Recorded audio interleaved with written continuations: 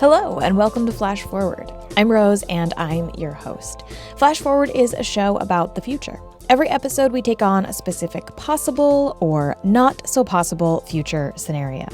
We always start with a little field trip to the future to check out what's going on, and then we teleport back to today to talk to experts about how that world we just heard might really go down. Got it? Great. This is the last episode of Flash Forward for this season. I'll be taking a little bit of a break, and then we'll be back with new episodes in the spring. If you want to keep up with when the show is coming back and what I'm up to, you can follow along on social media. Twitter, Facebook, Instagram, Reddit, whatever you use, we're probably on it. Except for Tumblr. I can't figure out Tumblr because I'm old. Also, I may be heading to a city near you in February as part of a pop-up magazine tour. Okay.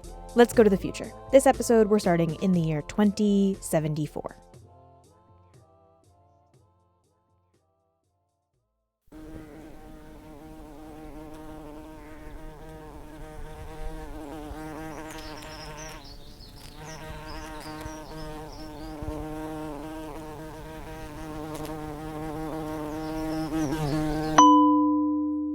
Hello.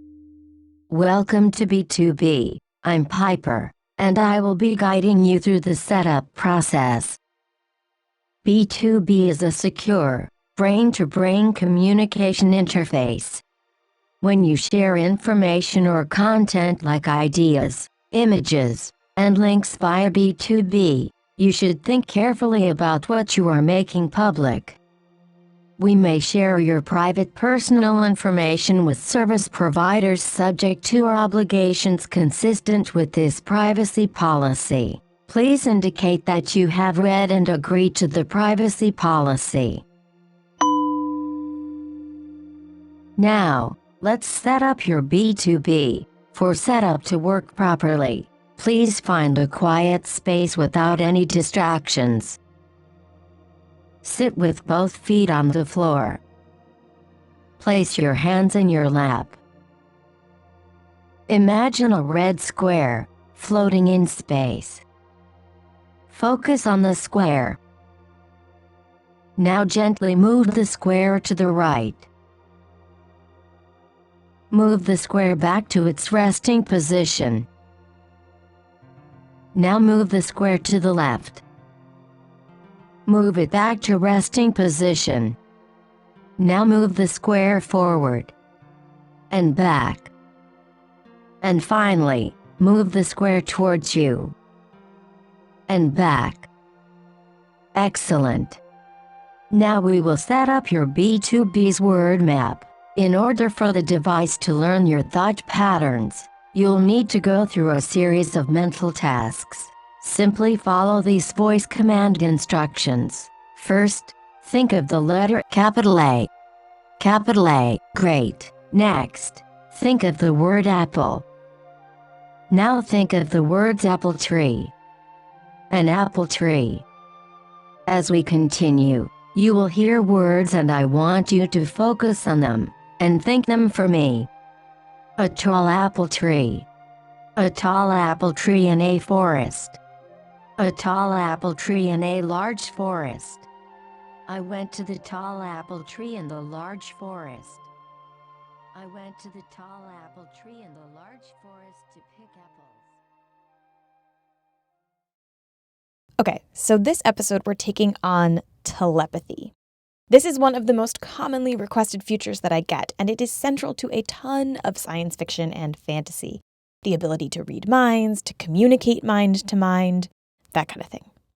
But before we talk about what's possible today and what might be possible tomorrow, I want to share some truly fascinating history with you, because telepathy is actually a relatively recent term, and the quest for a mind-reading machine actually wound up having a huge impact on science as we know it.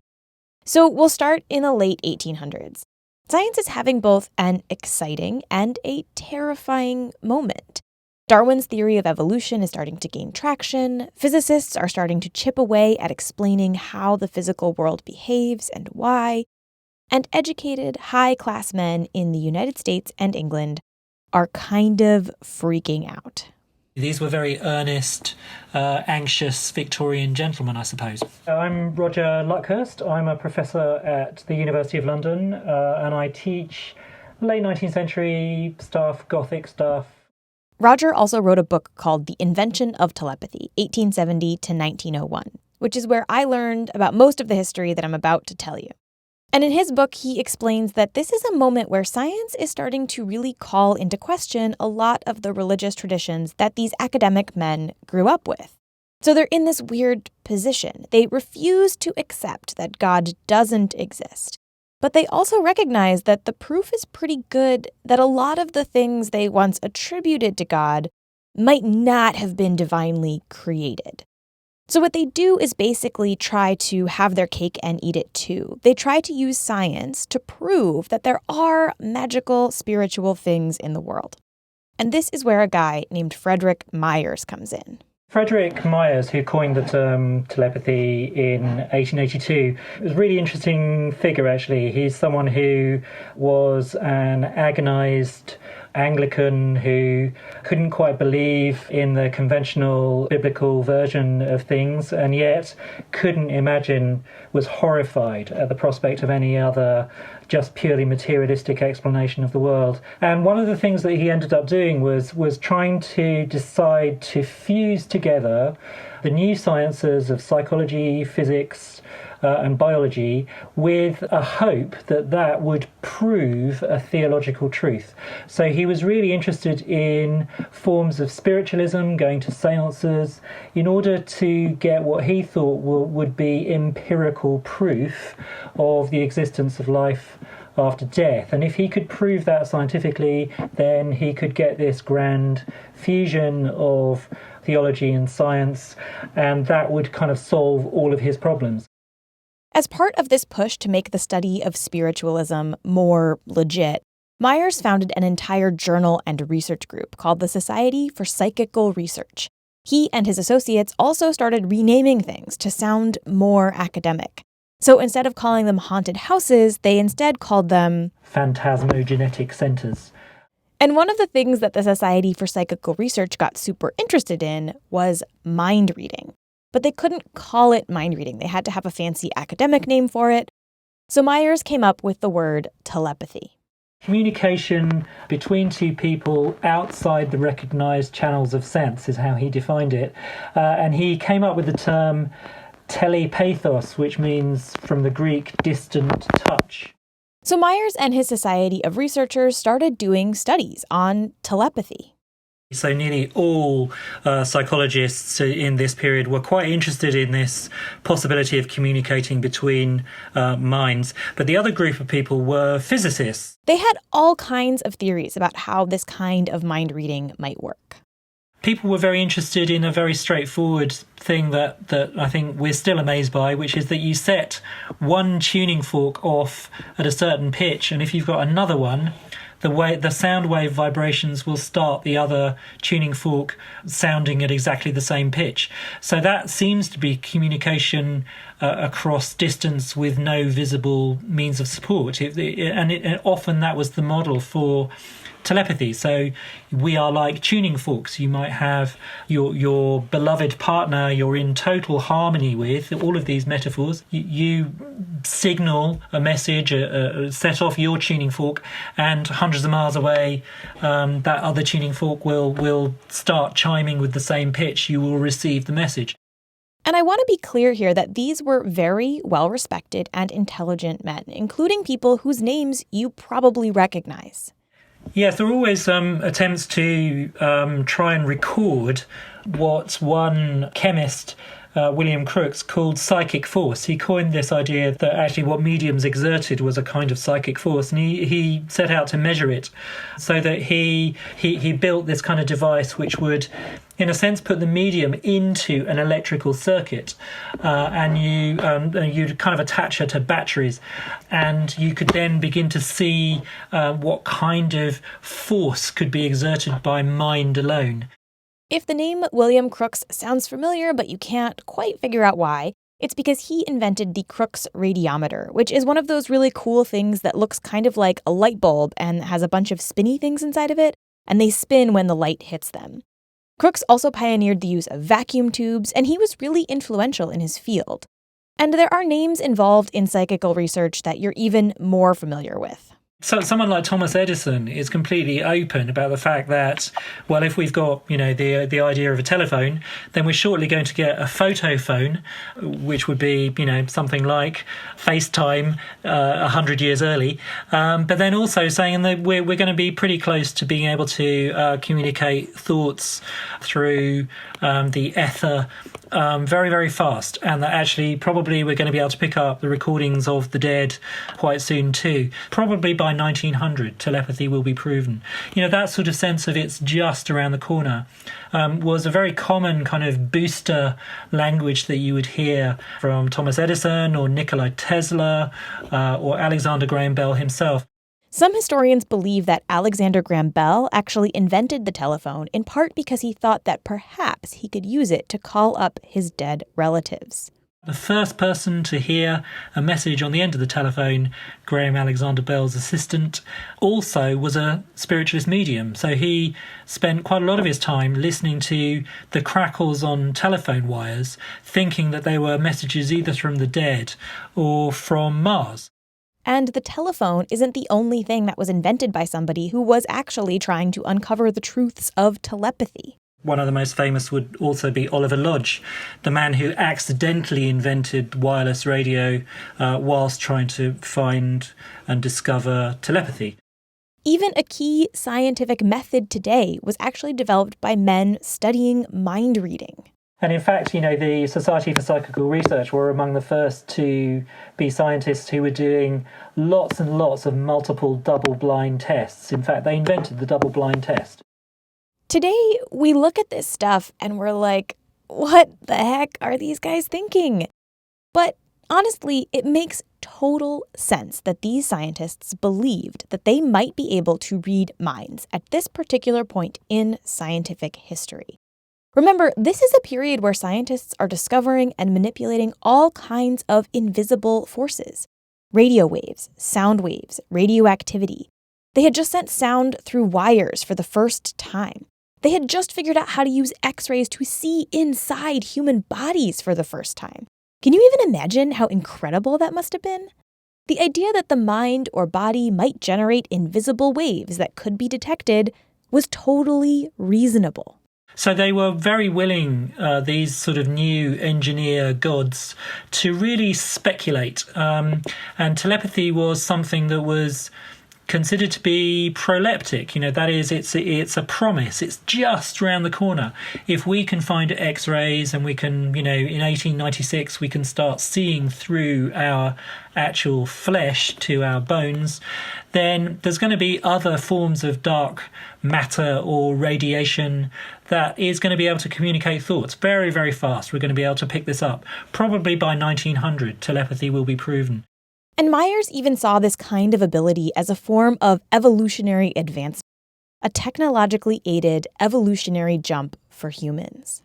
Myers sees telepathy as a fugitive sign of evolutionary advance. So these are moments where we are beginning to glimpse the coming evolution of man. So soon, very soon, the next generation maybe, there will be men that we might consider supermen because they have these new kinds of psychic powers.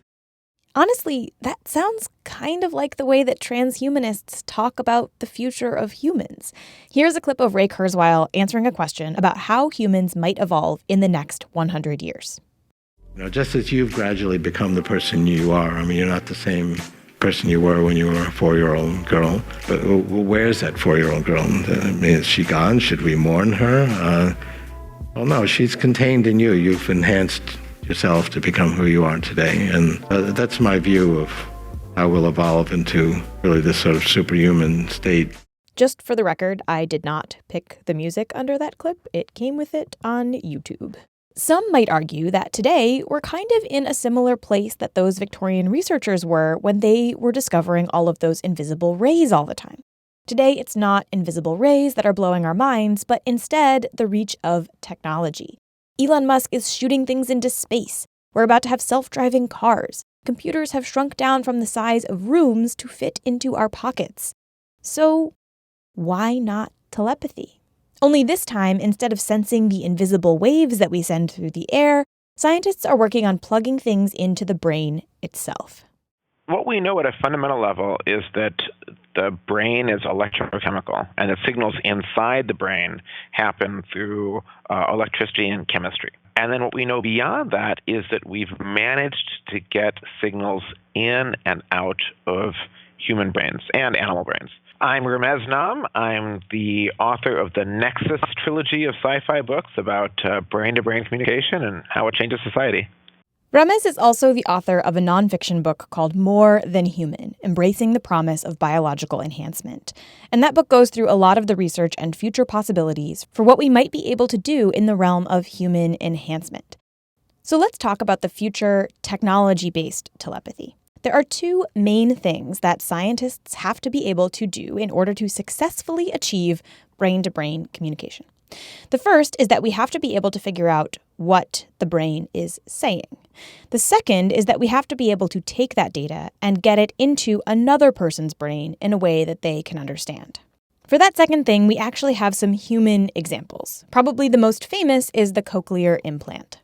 We have a couple 100,000 people that wear something called a cochlear implant that's like a hearing aid, but it takes audio signals and directly puts electrical stimulus into the auditory nerve. So what cochlear implants show is that we can gather information from the outside world, pipe it through wires to the brain, and have the brain actually understand what we are trying to tell it. Researchers who are working on brain-controlled prosthetics are interested in information going the opposite way. Instead of piping information into the brain, they want to gather information from the brain and feed that to a prosthetic arm. And they've been successful. There are now a handful of really high-tech prosthetics that can read brain signals and convert those signals into mechanical movement.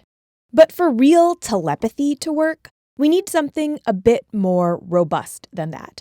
We need something that can actually figure out what we're thinking. And for that, we have a couple of studies that we can look at. First, there's a study out of UC Berkeley that watched the brain as they showed subjects hours and hours of movie trailers, which honestly sounds like hell to me, but anyway. Using a brain imaging technique called fMRI, the researchers gathered up the signals from these poor people's brains, and they tried to match up what the brain was doing with what the person was seeing. Using all of that data, they then built a system that could look at the signals coming out of the brain and try to guess what the person was seeing. And they got kind of close. The reconstructed images are really weird looking and blurry, but when you look at them next to their corresponding videos, you can totally see what they're getting at. But to really see where this brain-to-brain stuff is headed, we have to look at animal studies. So let's talk about rats. In a series of experiments, a team at the University of Southern California has managed to create a brain chip that helps rats remember. So here's how it works. Researchers record a rat's brain while it does a task. In this case, it's a pretty basic lever-pushing thing. If the rat pushes the right lever, it gets rewarded. If it pushes the wrong lever, it gets nothing. As the rat learns which lever to push, the researchers record its brain activity, and they encode that activity onto a chip. Then they take that chip and they try to see what they can do with it. So first, they tried drugging the rats. So the part of their brain that remembers the task didn't work. So they put them in there, they try to do the task, and they can't do it. They can't remember. Then they took those rats and they put the brain chip in, the chip that has the information on it. And it worked. The rats could suddenly remember which lever was the right one. That same team later demonstrated a really similar thing in monkeys, this time with an image recognition task. When the monkeys were given a ton of cocaine, they got worse at the task, which makes sense.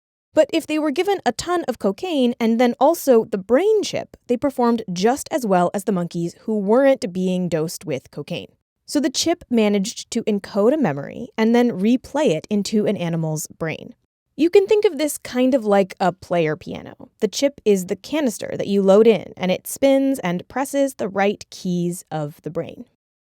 So we have proof of concept for a lot of the pieces here. We know we can look at the brain and get a picture of what someone is thinking. We know that we can encode information and get that information into a brain. And we know that we can link two brains up and have them experience and react to certain kinds of data coming in using a chip. All that said, we are still a long way away from true brain-to-brain communication. And one of the main barriers here is something that we've kind of glossed over so far, which is that all of this involves very intense brain surgery. Unlike sort of magical telepathy in a fantasy novel, these systems require that you open up someone's skull and implant it in their brain. And that's serious business. I mean, that's a very, very serious surgery.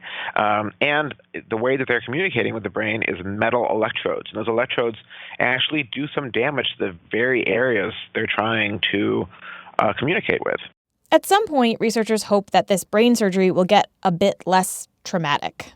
More of a 30-minute, 1-hour surgery that's automated, more like getting LASIK than a multi-hour big deal surgery that it is today. And there are some researchers out there who are working on things with very futuristic names, like neural dust.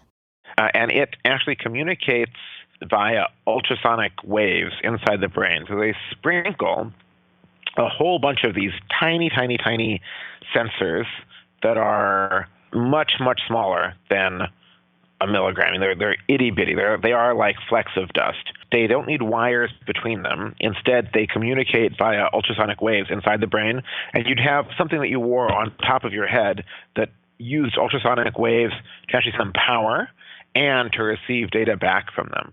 But even these approaches that don't require embedding a chip into the soft, fleshy bits of your brain, they still require brain surgery. You still have to open up the skull to get the thing inside. And brain surgery is no small thing, which is a ridiculous thing to even say. You already know that. Beyond the hardware question, though, there's also the question of what exactly these devices are hoping to do. Are we designing these devices to just provide an open stream of information coming out of the brain so that other folks can just read it?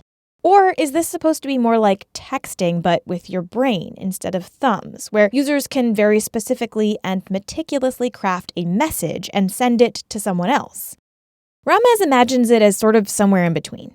I mean, people are not going to tolerate a system where they can't have some degree of privacy and can't control what they send and don't send. I mean, it just wouldn't work. If everything you thought was being broadcast, nobody is really going to use that. Or maybe a tiny number of people would philosophically want that, but it's just not going to work out. So we want the ability to control what we transmit and don't and have some degree of privacy, but we also want something much richer than texting. You want to actually be able to convey your emotions about something. You want to be able to visualize something in your brain and say, what if it looked like this, and have someone else see the same image. You want someone else to be able to experience what you're hearing or a snippet of memory you have with sight, touch, sense, abstract concepts even. That's much, much richer than texting, but still we want voluntary control over what we send and don't send. But again, we're really far from that. It's going to be slow. It's going to be decades, I would think. This is not like software. In software and web services, we say move fast and break things. Oh, just push it to the site. Oh, the site went down. That really sucks. So this feature isn't working. That sucks. Fix it as fast as you can. We can't do that with a human brain. That's just not okay.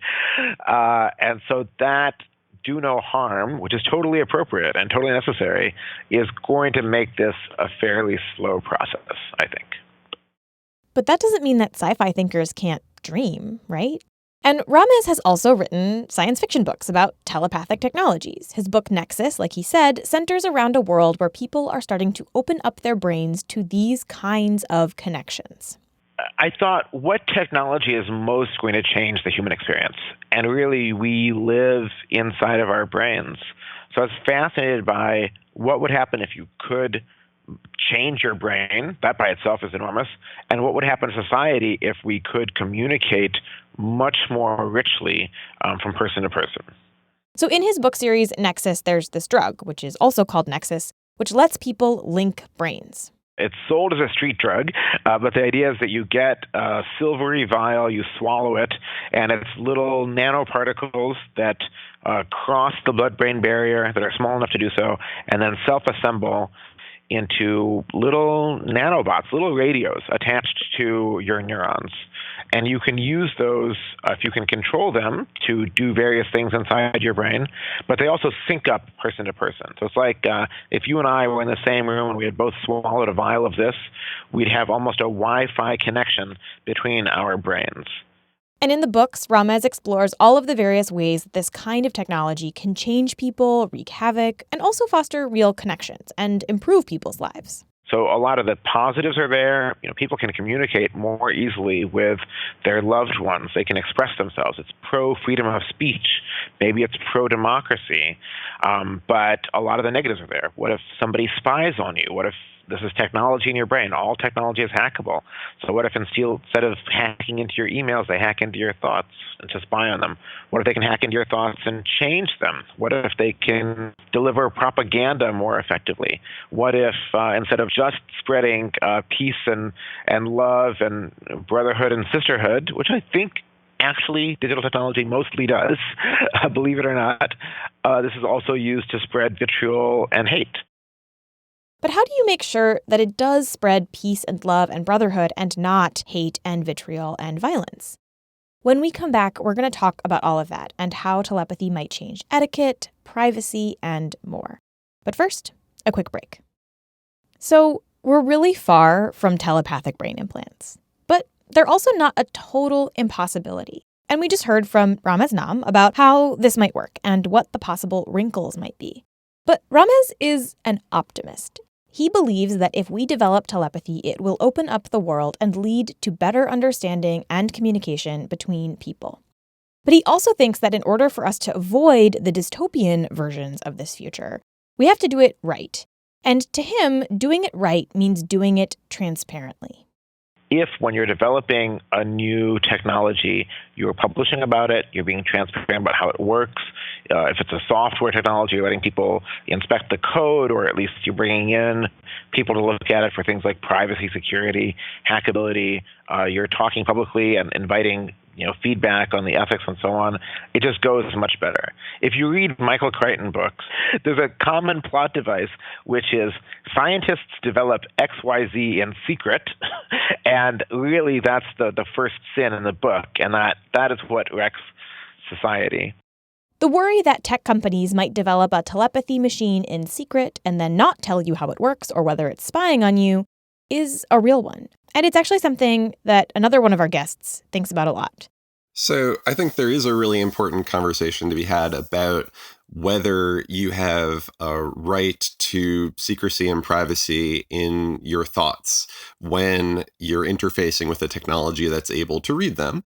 This is Kit Walsh, a staff lawyer at the Electronic Frontier Foundation. You might remember her from our episode on net neutrality, and she is back to talk about brain prosthetics, which is actually really fitting because brain technology is how she got into law in the first place. I was studying neuroscience and brain-computer interfaces as an undergrad when I started to learn about the way that the law treats your right to investigate and control your technology, the way the law treats your privacy, your control over your devices. And as a scientist thinking about building brain-computer interfaces, the status quo is really troubling to me. And that's why I personally made the decision to go into civil liberties technology work. So when we're all communicating brain to brain, there are some interesting and tricky legal situations that we might find ourselves in. Because historically, both legally, but also practically, the contents of your mind are something that's beyond the reach of the government. And that's historically just a fact of nature, but technology has a way of changing historical facts of nature that require us to answer new legal questions. These brain devices are going to be built and developed by companies, hardware companies, software companies, companies who maybe don't necessarily have your best interest in mind. And that means that unlike when you're talking to someone out loud, your telepathic communication comes with some really big questions about who owns what and how much control you have over the device and services you're using. that company could theoretically have access to the content of your communication, just like an email provider or a communications messaging service. If you don't have end-to-end encryption, which means that only you and the recipient are able to understand what you're saying, then the company can read it, could mine it for advertising, or even government data requests. Then that's where new technology could introduce a new privacy vulnerability. So there's the question of who owns the data that you're transmitting from your brain to someone else's brain. But there's also the question of the device itself and how much you're allowed to fiddle with it. As devices are more and more integrated with your body and yourself, it becomes more urgent that you actually be able to investigate how they work, repair them, but more importantly, that you have that transparency so you can see, what is this device actually doing? How is it constraining me? Is it spying on me? And if it is, how do I reprogram it so it's not doing that? This is what the right to repair movement is all about. The right to repair movement is something that Kit and the EFF have been working on for a long time. Basically, companies don't want to let you fiddle with the thing that they sell you. If they're able to prevent you from repairing your own iPhone, your own car, if they're able to prevent you from going to your favorite mechanic, you have to go to them. You have to buy their parts, you have to buy their services, and there's a large financial interest in being able to do that. And companies are able to restrict your right to change and fix, say, your phone because of a funny rule in something called the Digital Millennium Copyright Act, or DMCA. The DMCA is a law that is supposed to protect copyrighted work. So this is the law that says that you can't rip movies off a DVD and give them to people, you can't download music for free online, you can't grab official images and just use them for whatever you want, that kind of thing. So what that means in the technology context is when there's software in a device, it's probably copyrighted. When the manufacturer puts in a technology like encryption that keeps you from looking at that software, then not only is there a technological barrier, but this law kicks in.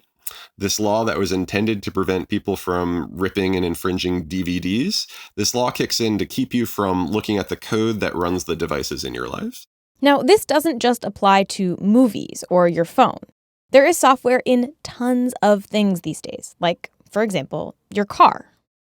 For decades, people have repaired their own cars. People have come up with cool new features that you can add to cars. Catalytic converters, which reduce emissions, were a third-party independent user innovation. So have been safety features. But today, you actually might not be allowed to open up your car and fix it yourself. In fact, your favorite mechanic might not even be able to do certain things to fix your car. And that's because your car probably has some kind of software in it. And when you want to repair your car, you have to interface with that software, either to diagnose the problem or to make sure the new part works with the car, or even just to tell the car, hey, I replaced a tire, we're good. And the software is protected by the DMCA, which means that doing any of those things has gotten really tricky. So the consequence is that auto manufacturers think they have the right to tell you that you're violating their copyright if you repair your own car. They think they have the right to tell your mechanic that they need permission from the manufacturer if they're going to repair their cars. The right to repair your own car is actually an ongoing battle that the EFF is fighting. But now let's imagine that the device in question isn't your car, but rather it's your brain prosthetic, something that literally plugs into your brain and can read and transmit your thoughts. If I'm going to plug something into my brain, I want to, first of all, know what it's doing. I want to be able to look at, inspect that software, both to see what it's programmed to do, but also so that I, or frankly, someone who's smarter than me, can go and take a look and see if there are security vulnerabilities in the way that it's programmed that's going to open me up to hacking. 2, I want to be able to take it to somebody I trust to get it fixed. I don't necessarily want to have to go back to the original manufacturer. If they go out of business, then I sure want to be able to take it to someone else in order to get it repaired. And if there's something cool that I've come up with or someone else has come up with that I want to be able to do with my technology, then I want to be able to install that new software or plug that new device in without needing to get permission from the manufacturer. So when we first start to see these devices on the market, Kit hopes that users push for their ability to really know what they're plugging into their minds. This is a choice that we have about what shape the future is going to take. Are we going to be in a future where our freedom is enhanced by our technology, where it makes us better able to connect and communicate? Or are we instead going to be in a future where we can only choose from a menu of options that the manufacturer has programmed in for us? So if you think of Star Trek, are we going to be the Federation or are we going to be the Borg? The Federation or the Borg? The choice is yours, my dear listeners.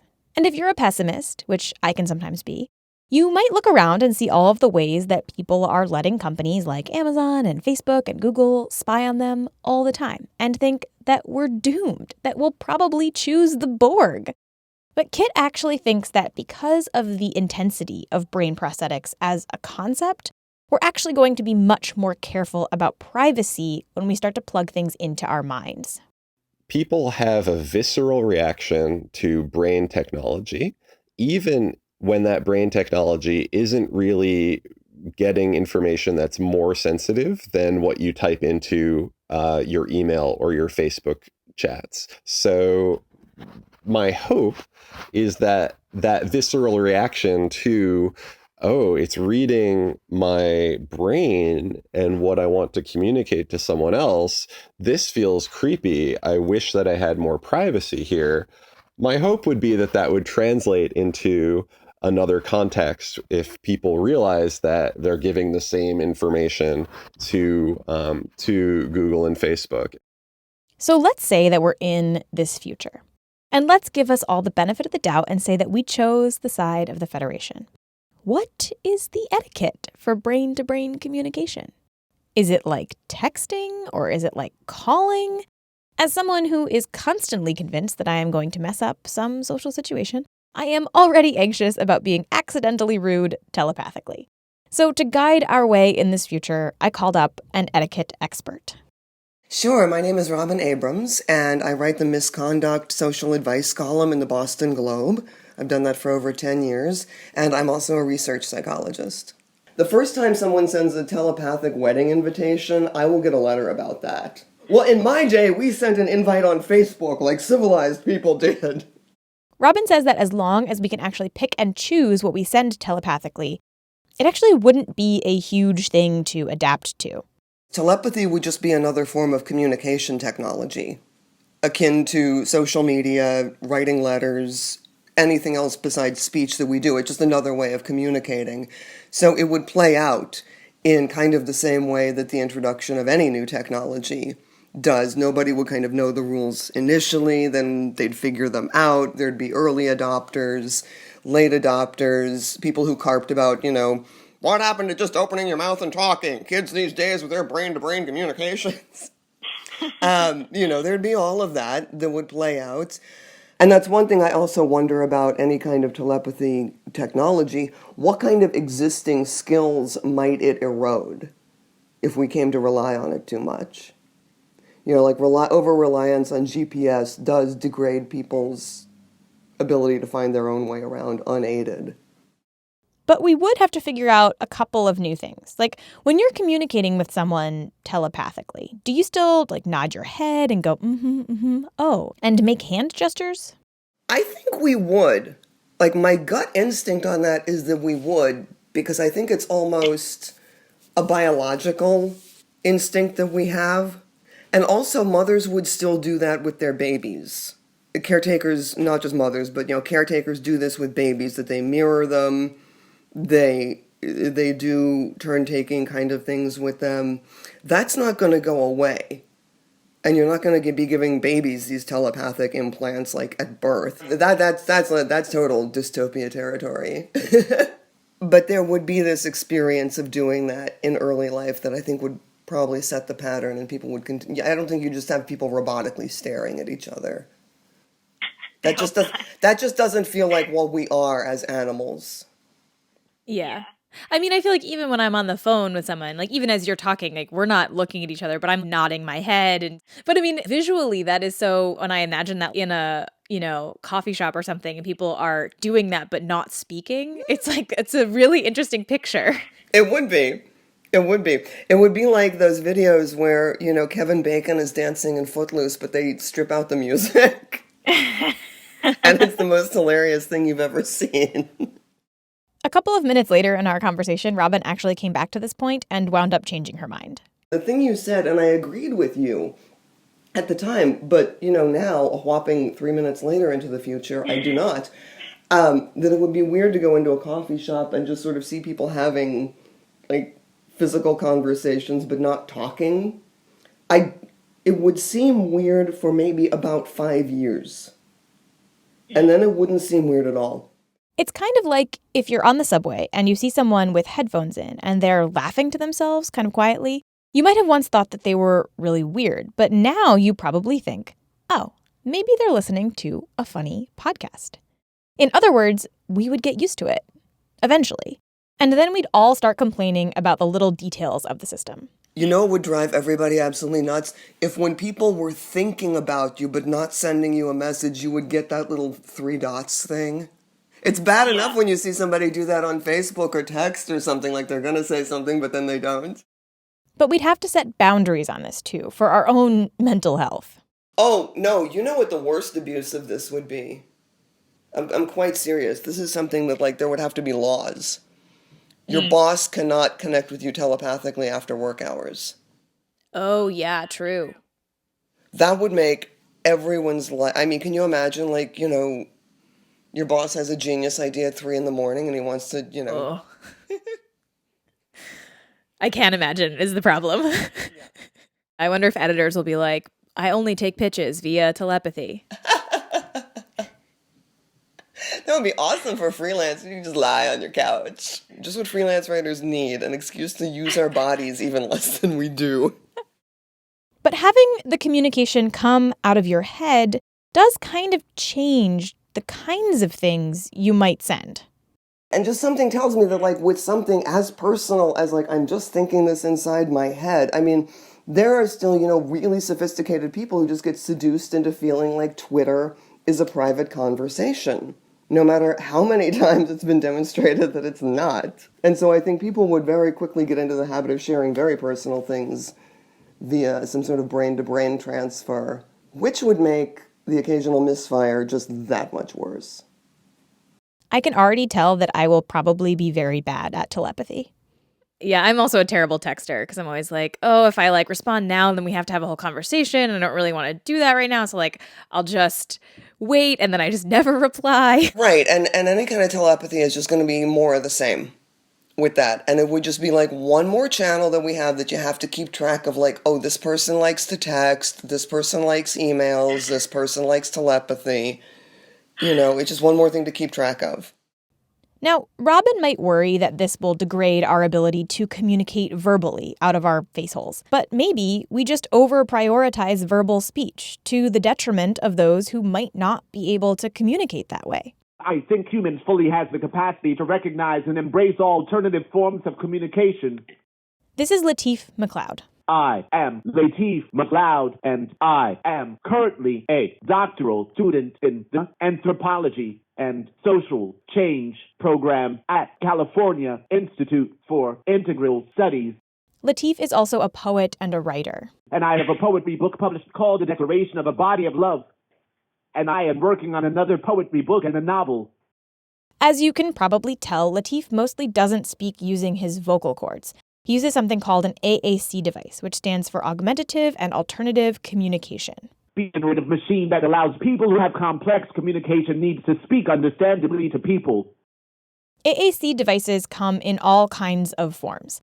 The most basic ones are just picture books, where people can point at certain things to communicate kind of basic concepts or desires.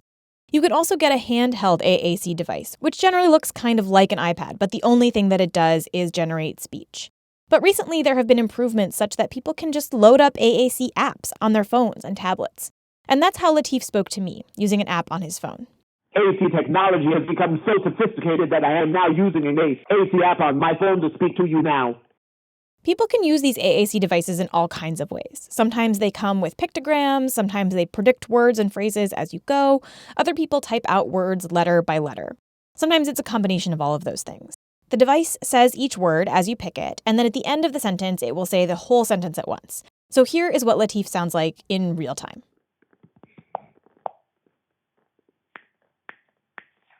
Yes. Sounds cool to me. Yes, sounds cool to me.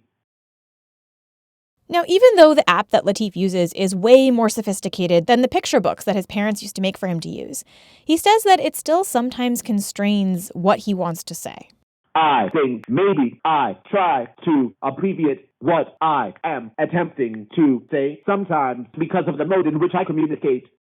So when I asked him if he'd be interested in skipping the AAC device entirely and just linking up to someone's brain, he was like, sign me up. How do I get the brain implant? I will be very excited because from my perspective levels in a playing field, I am hoping it will make the relationships between my family and friends and myself more stronger. Even if the implant involves a brain surgery, Latif is still interested. I will wait until several people do it ahead of me. I hope it will be kind of like how the Jedi communicate using telepathy. That will be cool. Now, of course, Latif does not speak for every disabled person, right? He's ready to communicate brain to brain, but other communities have already pushed back on some related technologies. The deaf community, for example, has raised questions about the ways in which cochlear implants might erode deaf culture. So it's a real question as to how something like telepathy might change the ways these communities are organized and communicate with one another. And certainly, if we had telepathy, disabled folks would be pressured into using it, even if they don't want to. But at least for some people, this whole concept would be a vast improvement on the ways in which our current culture forces them to communicate. And I think that that's worth highlighting. So we know that Latif is ready to sign up. But what about our other guests?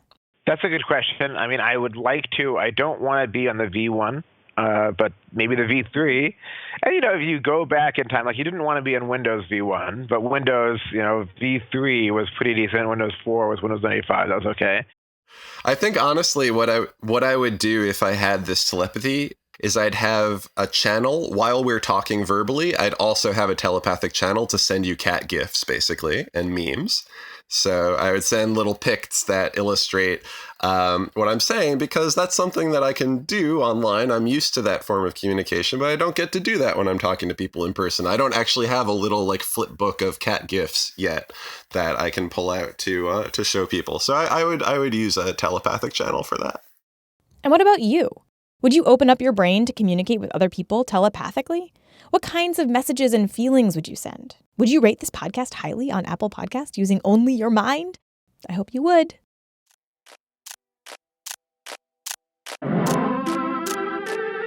That's all for this episode of Flash Forward, and also that's all for this season of Flash Forward. We did it. This season, we looked at everything from fake news to California seceding from the US to robotic cops to all of the bees in the world dying.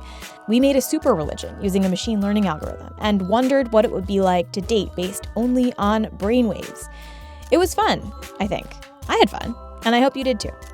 So the show is on a break now until about April, but you can catch me on tour with Pop-Up Magazine in February. Go to popupmagazine.com for tour locations and dates. If you want to keep up with Flash Forward while I'm on this break, get behind-the-scenes information about what's going on, and get previews of Season 4, the best way to do that is on Patreon. Or you can follow Flash Forward on Twitter and Facebook, but you get less information than if you donate a little bit of money on Patreon, and then you get all sorts of behind-the-scenes stuff. Flash Forward is produced by me, Rose Eveleth. The intro music is by Asura, and the outro music is by Hustleonia. The episode art is by Matt Lubchansky. If you want to suggest a future we should take on, send me a note on Twitter, Facebook, or by email at info@flashforwardpod.com. I love hearing your ideas. And if you think you've spotted one of the little references that I've hidden in this episode, email me there too. If you're right, I will send you something cool. And if you want to support the show, there are a few ways you can do that. Head to flashforwardpod.com/support for more about how to give money. But if money is not in the cards for you, you can go to Apple Podcasts and leave us a nice review. Or just tell your friends about the show. It really does help. That's all for this future. Come back next season and we'll travel to a whole bunch of new ones. Bye!